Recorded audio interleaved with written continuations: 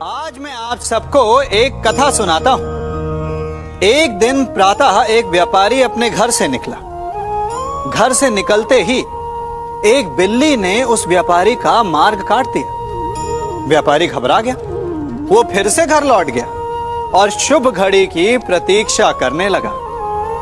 और जब वो पुनः अपने घर से निकला तब वो वाहन जा चुका था जिससे राजा तक पहुंचकर उसे भेंट देनी थी।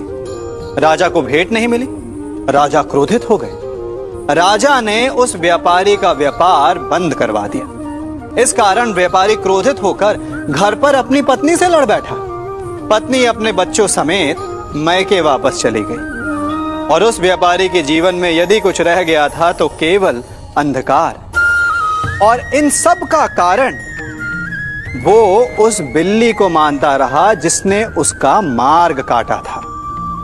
ऐसा ही एक दूसरा व्यापारी राजा को भेंट देने निकला और उस व्यापारी का मार्ग भी एक बिल्ली ने काट दिया। वो व्यापारी तनिक घबराया, परंतु उसने आगे बढ़ना अधिक उचित समझा।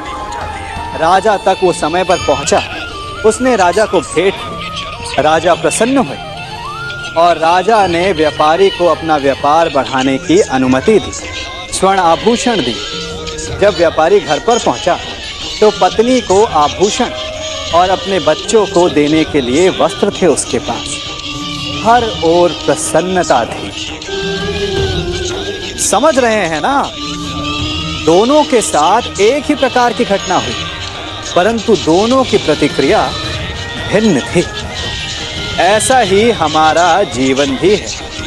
हमारे जीवन में प्रारब्ध का अपना स्थान है, परंतु उससे कई अधिक महत्वपूर्ण हमारी प्रतिक्रिया, हमारे सोच का प्रभाव है, क्योंकि यही हमारे जीवन को आकार देते हैं। इसलिए अपनी सोच को सकारात्मक रखिए।